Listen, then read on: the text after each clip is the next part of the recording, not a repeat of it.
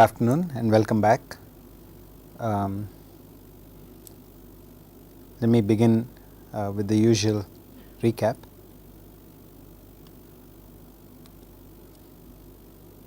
So, this will be lecture 23 and I'll call this, I'll use the title further examples of the Mpf problem. And let's just have a quick overview of our discussions in the last lecture. In the last lecture, we were looking, we concluded our discussion on semi-rings.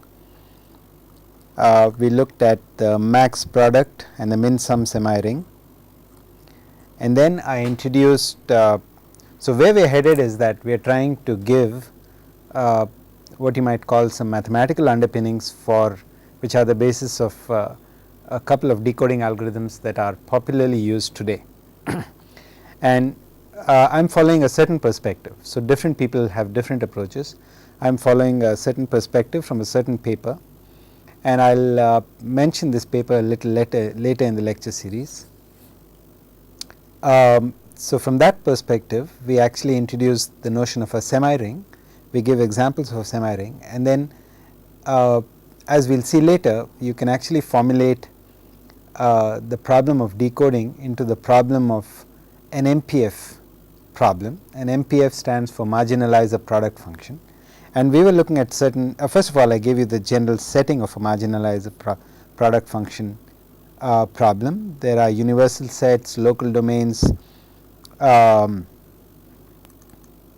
So, there is a universal set S, there are subsets known as local domains. Each subset is associated to a local kernel. Then there is a global kernel, which is the product of the local kernels, and eventually what you are interested in is actually in marginalizing the product function with respect to a certain subset of variables.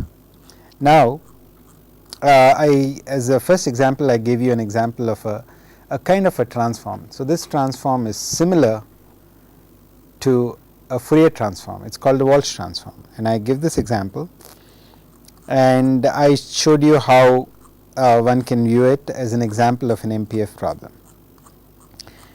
And towards the end of the lecture, I started discussing an example of decoding of a particular block code, and the block code is actually shown on this piece of paper. So, what I would like to do is I would like to copy over this particular page. So, our goal is that we are going to consider decoding of this code over the binary symmetric channel, and the goal is then to formulate maximum likelihood code word decoding of this code as an example of Mpf computation.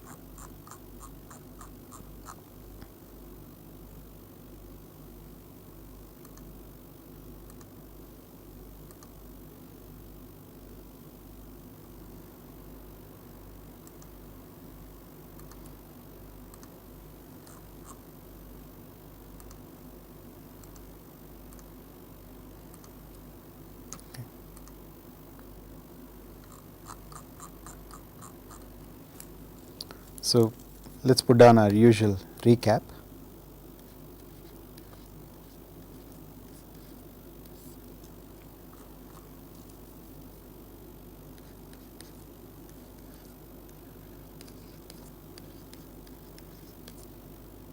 Completed discussion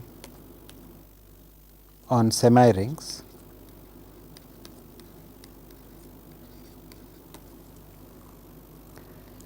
And I defined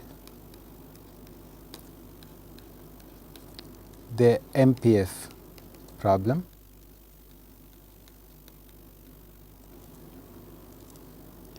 And we started looking at examples of the Mpf problem. The first example we took up was that of the fast Walsh transform. So, the second example is of this particular linear block code. So, this is a code that has block length 7 and the dimension is 4 and the minimum distance is 2. So, the code is described in terms of its parity check matrix, and the parity check matrix is actually shown here. We are interested in maximum likelihood code word decoding. Okay. So, let us make that clear.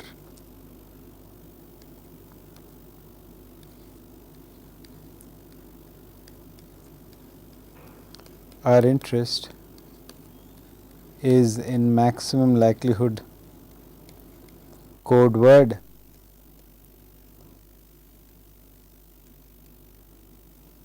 decoding of this block code. So, so let me do this. I will write down some equations and then I will come back and explain how those equations can be used to solve the problem of maximum likelihood code word decoding. So, we are going to decode this over a binary symmetric channel where the input is x and is drawn from the code word. The channel introduces an error vector and the output of the channel is y.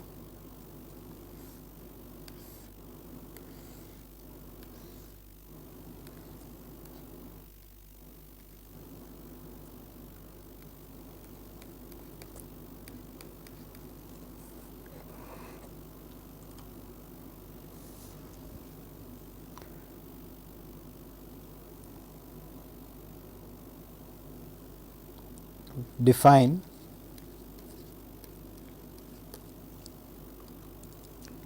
f I of x I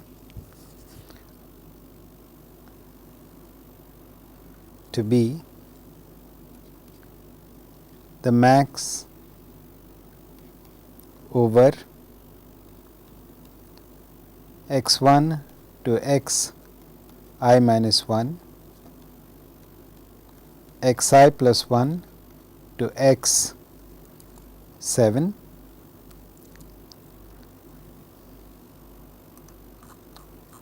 further subject to the restriction that x belongs to the code, and then you have p of y given x.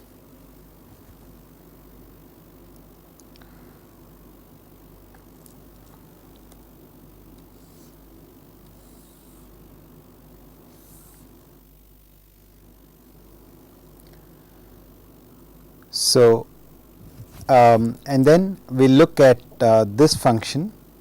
So, we will compute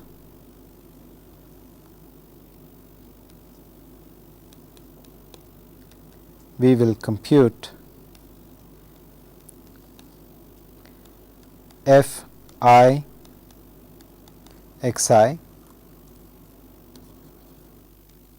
for I is equal to 1, 2, 7. For x I in 0 and 1. And then you might think of the next step as being the writing down of a table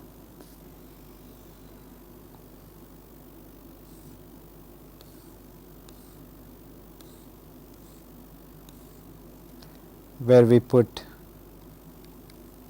f1 of 0, f2 of 0, F3 of 0, and so on.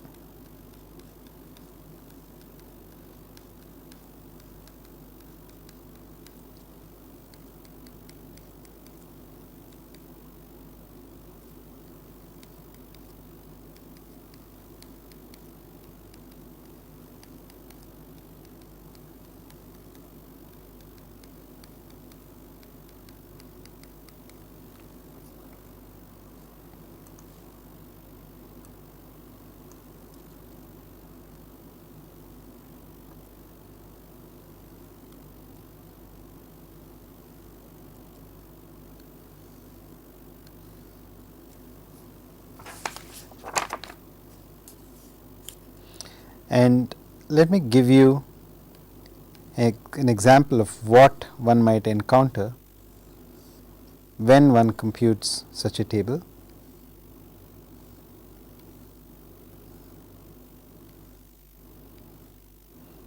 So, when you compute this, this might look like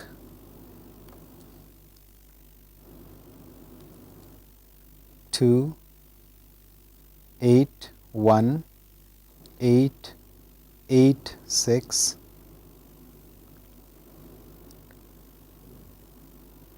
2, 8, minus 1, 8, 8, 4, and 6, 8.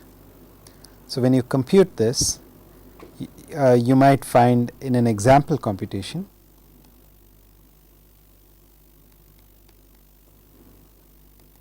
that you get this. Okay, so where am I headed with this? I am just saying that our interest is in maximum likelihood code word decoding of this convolutional code. And my claim is that if you follow the procedure, then we will end up doing that. And I think let us just assume that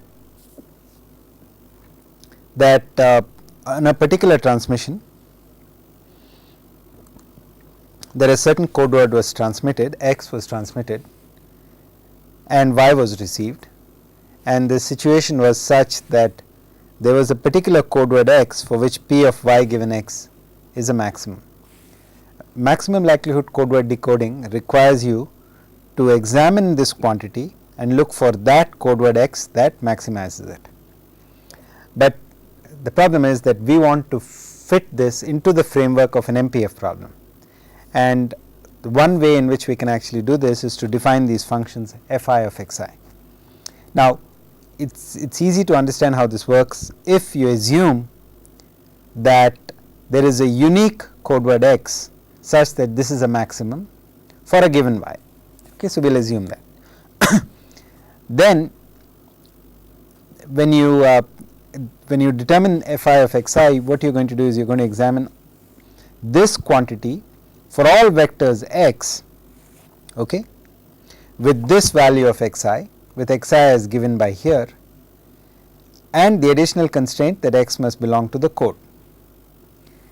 Now, so what that will happen is that certainly when you let us say that the most likely code word is going to have in the ith position either a 0 or a 1.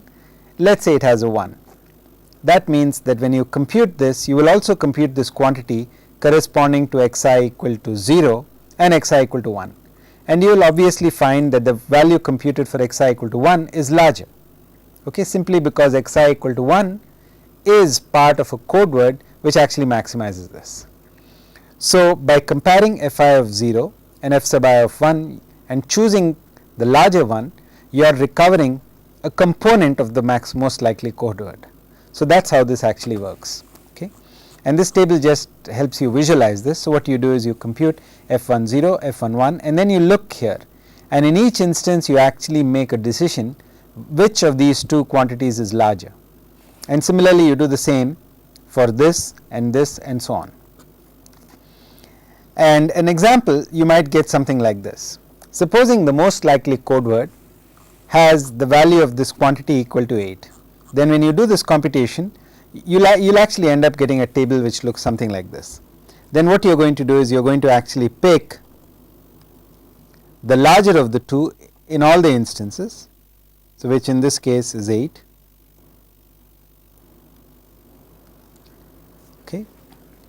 And then you are going to declare based on this, because this quantity here stands for a 0 and this for a 1, that the most likely code word here has components which are 1, 1, 0, 1, 1, 0, 1. Okay. So, this then, so this vector here is your decoded code word. So, the decoded code word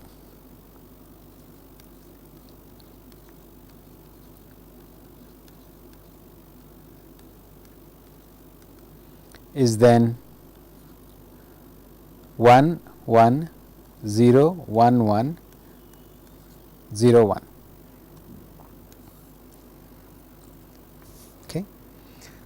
Now, the reason why you have this quantity 8 showing up here is because in this example what happened was that the code word, which there was a unique code word that maximized this, there was a unique code word that maximized this quantity, and that particular maximum happened to be 8.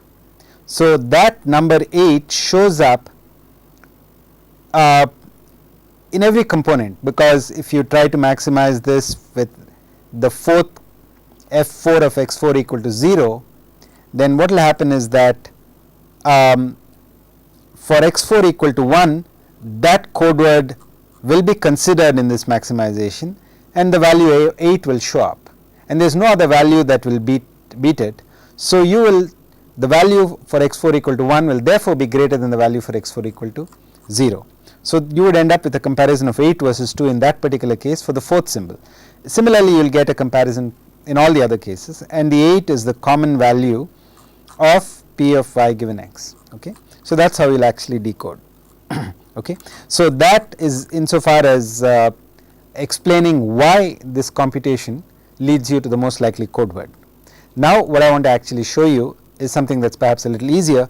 Now, having framed it in this manner, we will just go ahead and show, well, this is an example of an Mpf computation. Okay.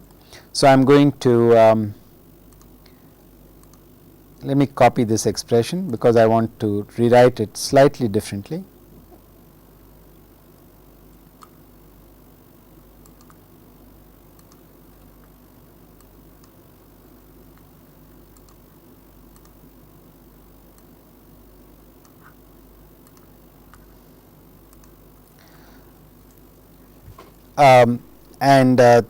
What I want to do is I want to rewrite this. Here you see that you are carrying out the max on all possible vectors x1 through x7, excluding the component xi here, but you are adding the restriction that x belongs to the code. So, I want to remove that. So, to do that, we will rewrite this using a small trick as the max over x1 to x I minus 1, xi plus 1 to x7. We will remove the restriction that the summation take place over the code, but we will insert it, we will take care of that in a different way. What we will do is we will put down p of y given x, and we will put down a function x, which I will write x c of x. Okay, this is script x c of little x. So, x c of x is 1 if x belongs to the code and 0 else. Now, x c of x can be expressed as the product of chi 1 2 4 of x, chi 3 4 6 of x, chi 4 5 7 of x. Now, where did I come up with these? Well, this actually comes from the parametric matrix of this code. Okay. So, perhaps we can bring that down.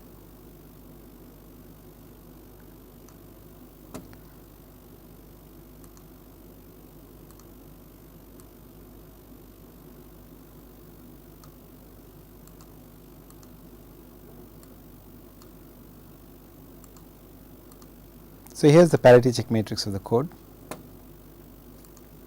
and you can think of, see, what we are looking for is an indicator function for the code, and I am saying that this indicator function can be computed by computing the product of 3 functions, and each of these functions takes on the value 0 or 1. Now, chi124 of x takes on the value 1 if x satisfies the first parity check equation, namely that x1 plus x2 plus x4 equal to 0, and similarly for the others. Okay. So, let us write that down. So, chi124 of x is equal to chi124 of x1, x2, x4 is equal to 1 x1 plus x2 plus x4 equal to 0, and 0 else. Chi346 of x is similarly defined.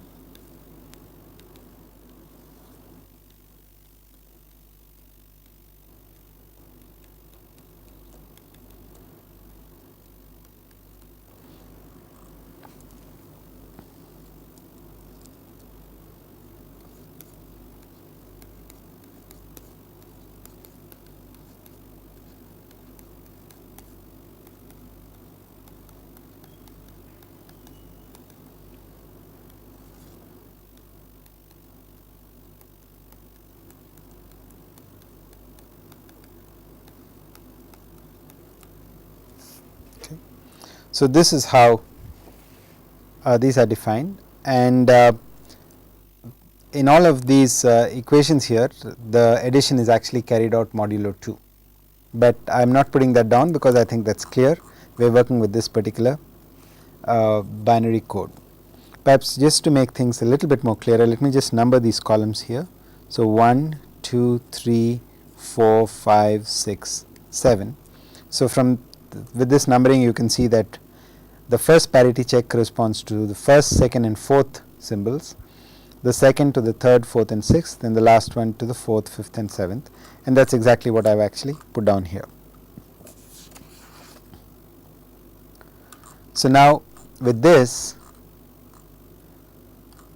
we can actually rewrite this condition once again.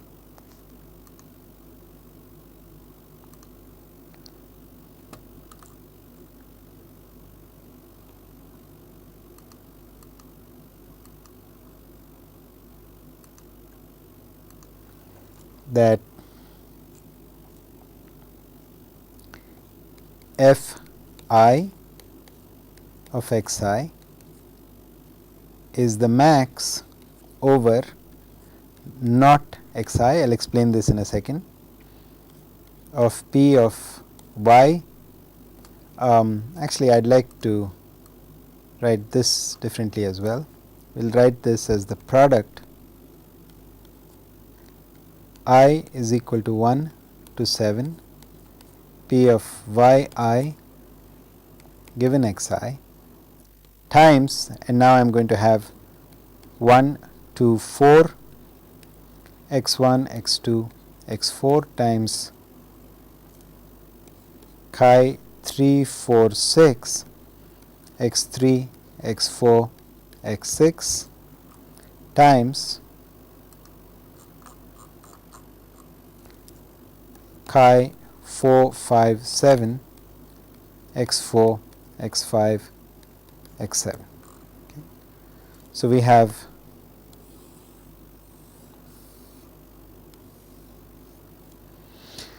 what does this tilde xi stand for? So, what this actually means is that you are taking over the max over all components of the vector x other than xi. Okay.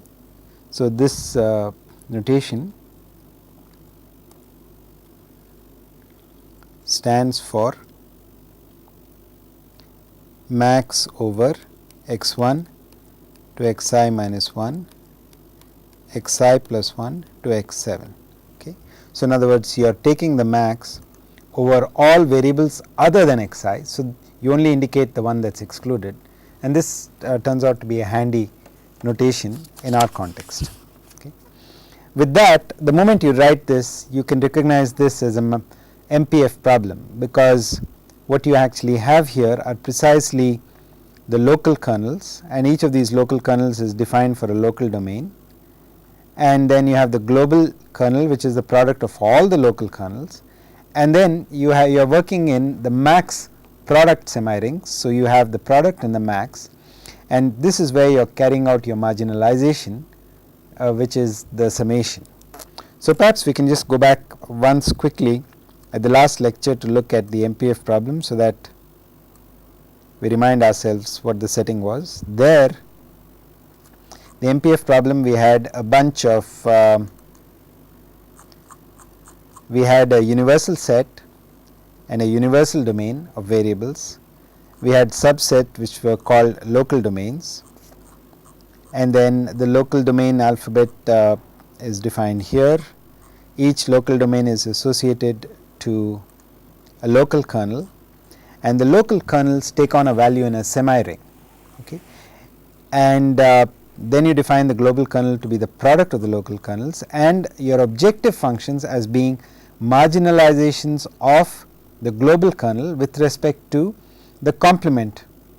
You get rid of the complement of certain variables. So, if you are computing the jth objective function, that is associated to the local domain Sj. So, you marginalize over Sj complement.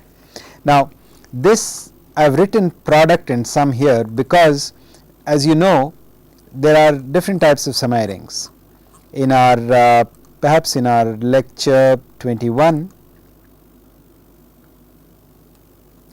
in lecture 21, which we see before us now, we looked to begin with at the sum product semiring, okay, which is shown here, where this is the range of real numbers considered, and the operations are plus and dot. So, let me for emphasis put down sum product here. So, this is the sum product semiring.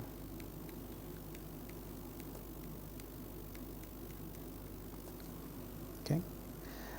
Then in lecture 20, the next lecture, we looked at further examples, the further examples being the max product semiring, where the two operations were max in the product, and that is our current setting.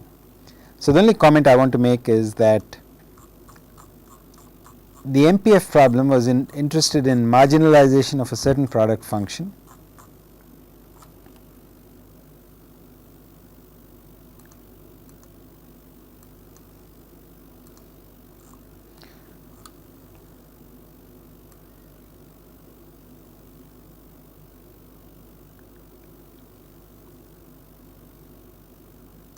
okay. So, you are interested in marginalization of this project function, but when we introduced it, we were unconsciously thinking of or subconsciously thinking of the sum product semiring, because it is hard to represent something unless you fix on something concrete. So, for that reason we actually wrote this as a summation, but the exact operations are a function of the semirings. So, in the sum product semiring, you would have the sum over here and the product over here. Okay. But in the max product, this would be a product, all right, but this would be replaced by a summation, as it is in our case. So, in our case, we are exactly looking at marginalization of a product function.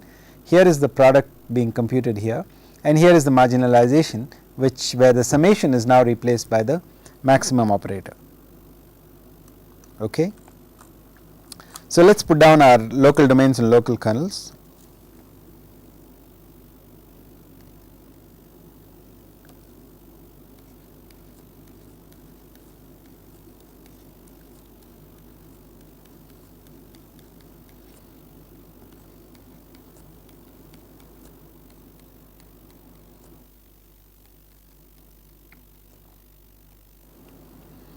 So, the local domains are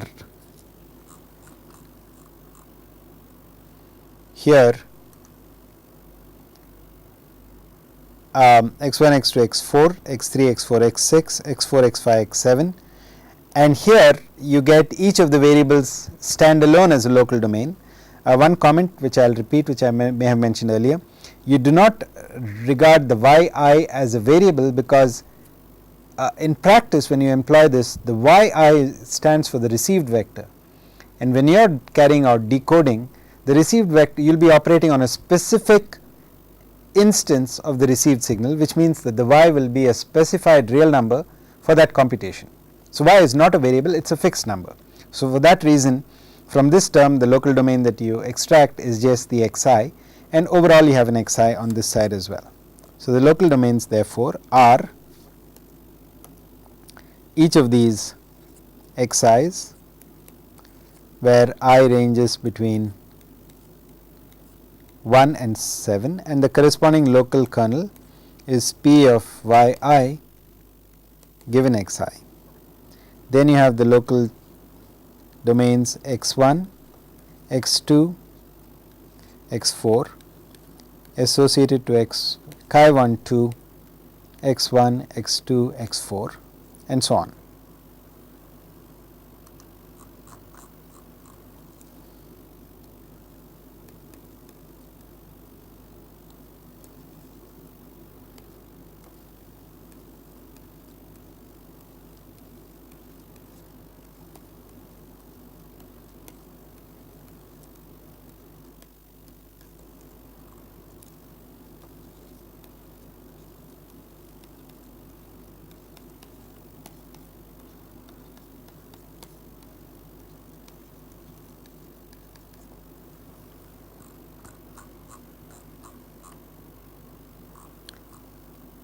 So, these are our local domains and local kernels, and with that it is clear that what we have in fact is an instance of the Mpf problem.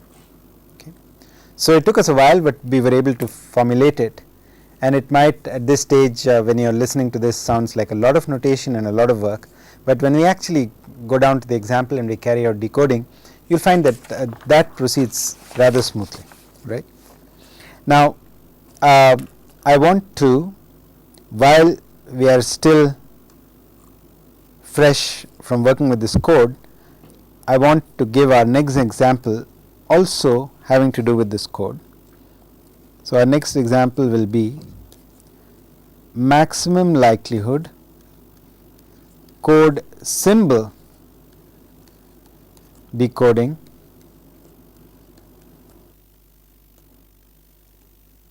of the 742 code. So,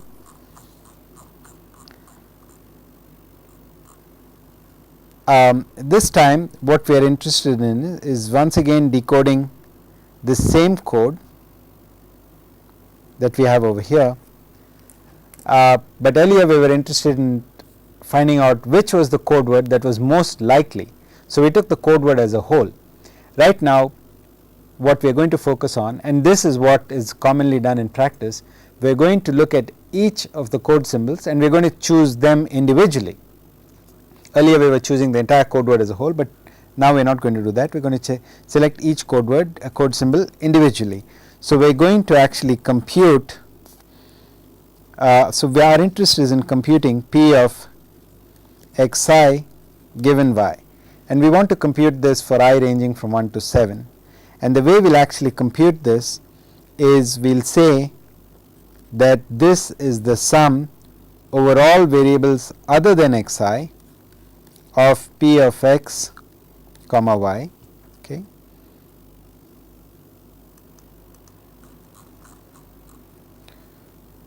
which is the sum over xi of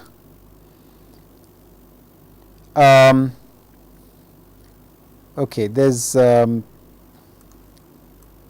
yeah, I guess we have to be a little bit careful here.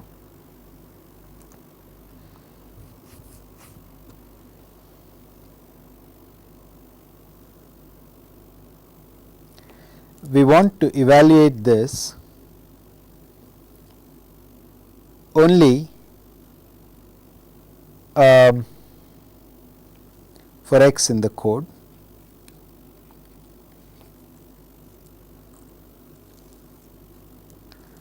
So, we write this as the not sum over xi of p of x, p of y given x and x in the code. And let us assume that all code words in the code are chosen equally likely.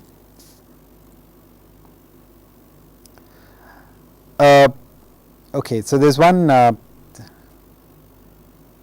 small note that I need to make here, that strictly speaking what I should put here is x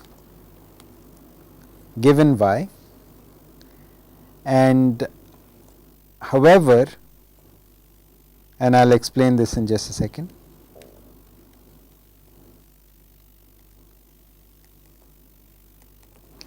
So, I am going to introduce this symbol which stands for proportionate to.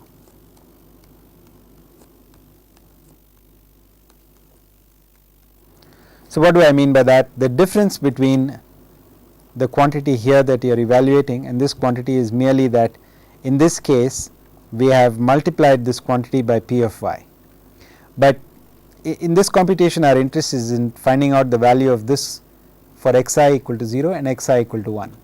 So, and then choosing and looking at which is the larger and accordingly making the decision on xi. If we multiply this entire quantity by some function of y, that is not going to change things. It will not affect our decision, and that is why we feel free to do that. Okay, so that is why I have written proportional to. So, we come down over here, and now we use the trick that we had used earlier to get rid of this conditioning that you work over the code. So, you write this as the not sum over xi of the product j is equal to 1 to 7 p of yj given xj chi 1 to 4 x1 x2 x4 3 4 6 x4 x6 chi 4 5 7 x4 x5 x7. Now, the probability of choosing a code word here, assuming that the codes are all uniformly chosen with equal likelihood, this quantity is really 1 upon the size of the code. Okay. So, this is really equal to 1 upon the size of the code. Okay. But since again this is a constant that will not affect our decision, we can ignore this.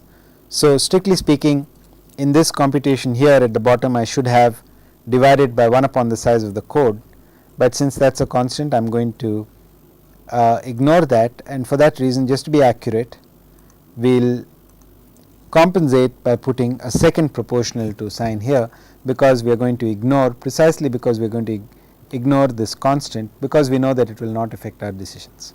Okay. So, then this is the problem, this is the computation that we are left with for the maximum likelihood code symbol decoding. A couple of observations. The first observation is, well, this looks exactly like the maximum likelihood code word decoding formulation. So, let us look at that. So, the maximum likelihood code word formulation was like this. Okay. So, we have the same quantities that we are actually computing the product of. The only difference is that here you are taking the max, whereas here one is actually taking the summation. So, the difference is between the max and the summation over here.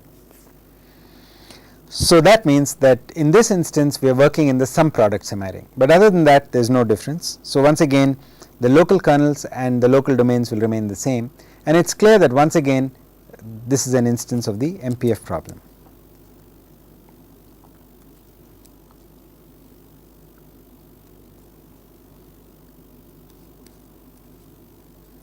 So, it is clear that this is once again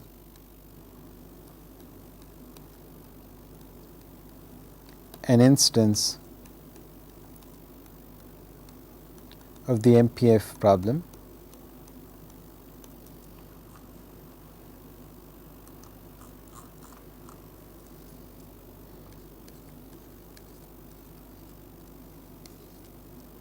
The computation this time, however, is carried out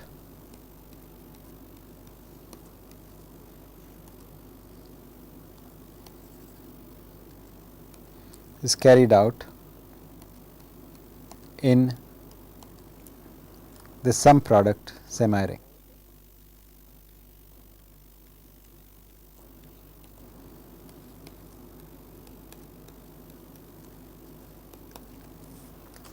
Okay. So, what that means is that for the local domains,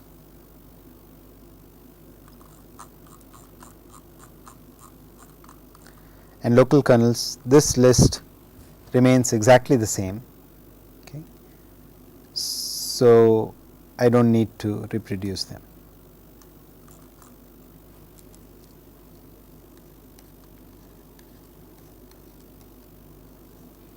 The local domains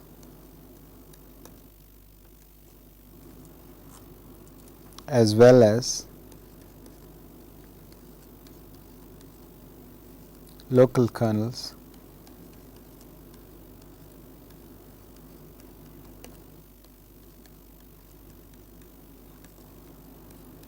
exactly the same.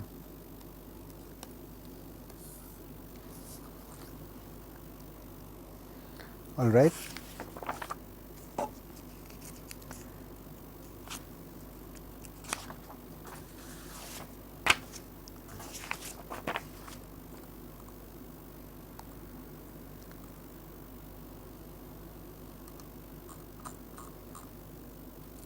We will continue the discussion with further with two other examples having to do with coding theory. The preceding two examples were with block codes. So, now we will move over and see that the same formulation also applies to convolutional codes. Okay. So,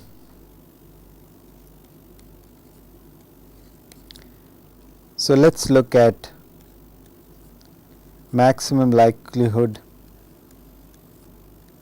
code word decoding of convolutional codes.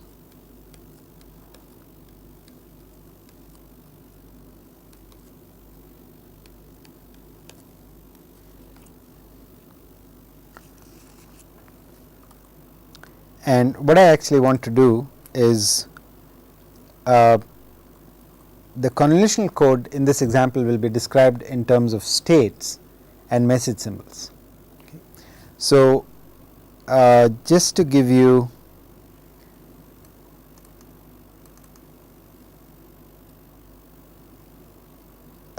just to bring this into perspective, let us go back and look at our earlier discussion on convolutional codes, and here we were looking at the following finite state machine description of the convolutional encoder. So, this is the same encoder in which we had so this is these are different descriptions of the same encoder. This is how you would implement it in practice. These are the input output recursions in the so called time domain, and this matrix expression records the input output relationship in the D domain, which is like a transform domain, and this is the finite state machine description associated with our encoder. So, our description will be in terms of this finite state machine, And so let's select this page and we'll copy it over.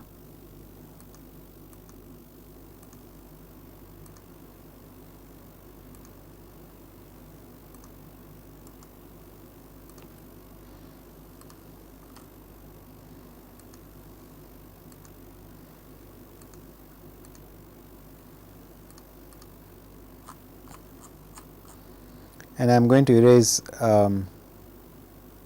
well, let's keep everything. Okay. So here's our finite state machine, and when we just remind you, the two symbols that we have here are the preceding two symbols, with the most recent symbol being on the left side and the older symbol being on the right side. That's clarified here. And the dotted and dashed lines, the solid and the dashed lines represent an input which is 0 and an input which is actually 1. So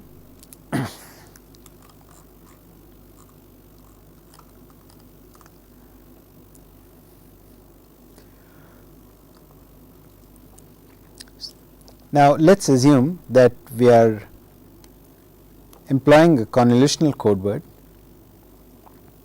and we have the following block diagram. We have some inputs, a stream of input symbols. These are fed to the convolutional code. Okay, so this is the convolutional encoder, and then this is followed by the channel, and at the output we have the received vector y, and our goal is to carry out maximum likelihood code word decoding of the convolutional code. So let's say that the output of the convolutional code is a stream of output symbols. So let's say that this is, as was in our case, this would be, so I guess I need a little bit more space. So let me write this here. So the output would be something like V1 k, V2 k, Vn k. So for simplicity we assume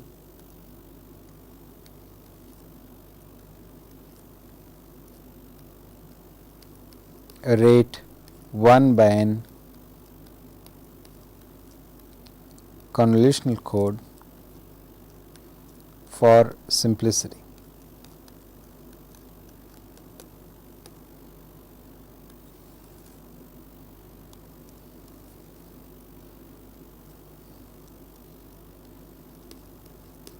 Right, and that's why there is you have a stream of input symbols here, and for every input symbol here you have n output symbols.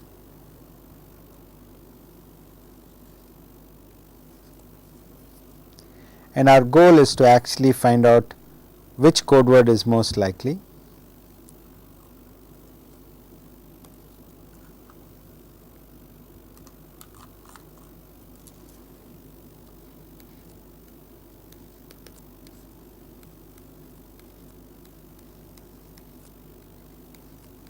Maximum likelihood code word decoding, i.e. identifying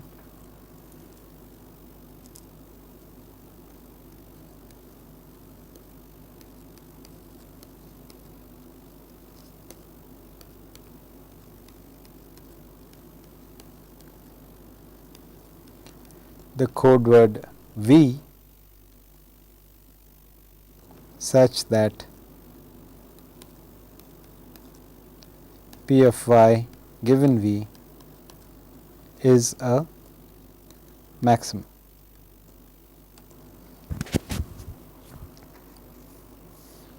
Now,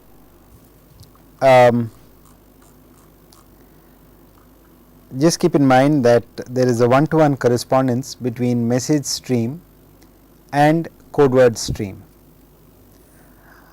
One other point which perhaps I should clarify is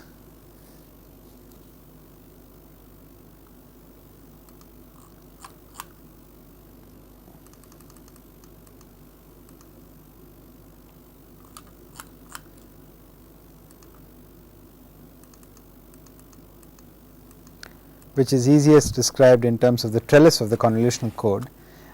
See, in this trellis you can actually view all the code words as being distinct paths in this trellis. So, each path is associated with a code word, but it is also associated with an input stream. So, it is clear that there is a one-to-one correspondence between input streams and output streams. Okay. So, we will actually use that to say, which will say that this is equivalent, which is equivalent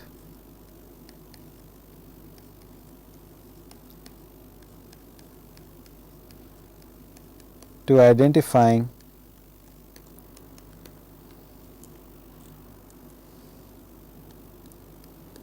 the message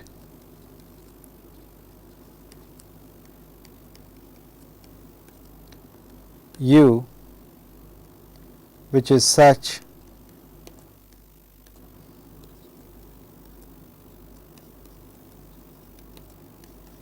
P of y given U is a max. Okay.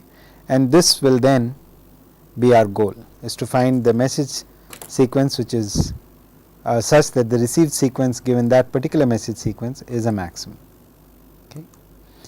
But we will first of all begin with a general description of the convolutional code. So, we will say that and I will take a particular example. So, in this particular example you have a stream of k is equal to 0 to n minus 1, and just as we saw in the state diagram here,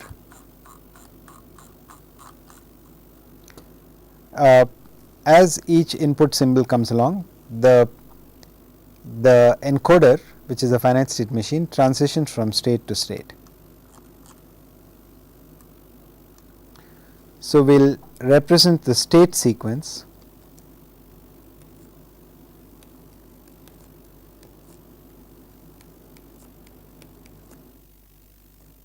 by Sk, k is equal to 0 to n, and the output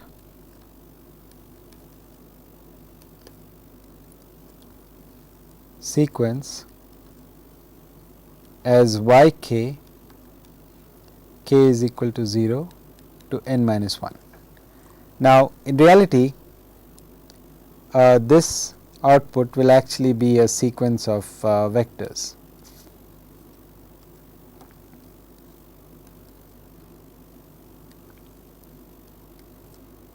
Each yk is an n tuple. So, you can regard yk as short form notation for yk1, ykn.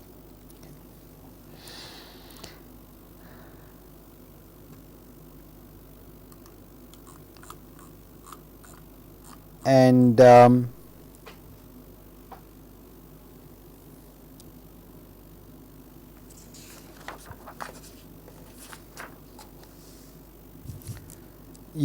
one can describe the evolution of the message and state sequence of the convolutional code by using a diagram such as this.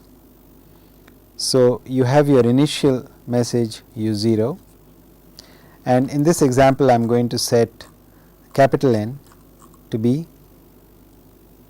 So, in the example below,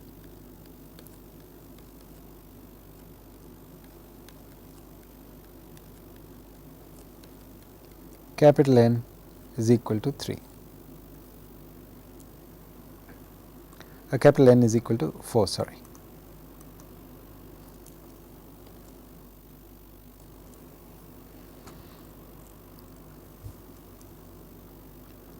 So, you have your message symbol and then you also have an associated state sequence.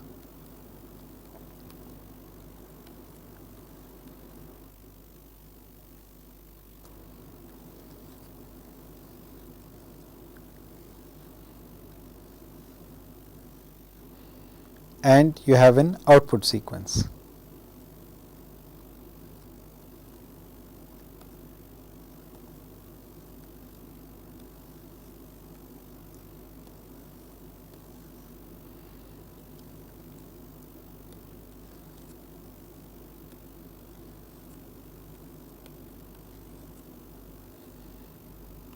And I am going to draw certain arrows in this state diagram, and I will explain the reason for that in the next class, since we are running out of time.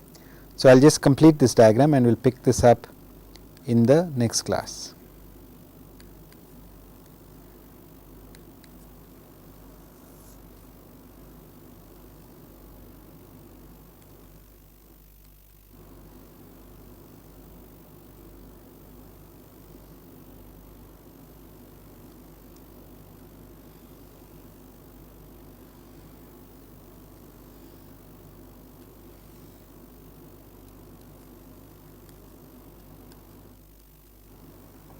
Okay. To summarize, what we did was, although it took us a little bit of time, we looked at the problem of decoding and managed to formulate it as an Mpf problem. We did it for two different decoding algorithms for the same block code, and now we are in the process of doing this for the convolutional code. Okay.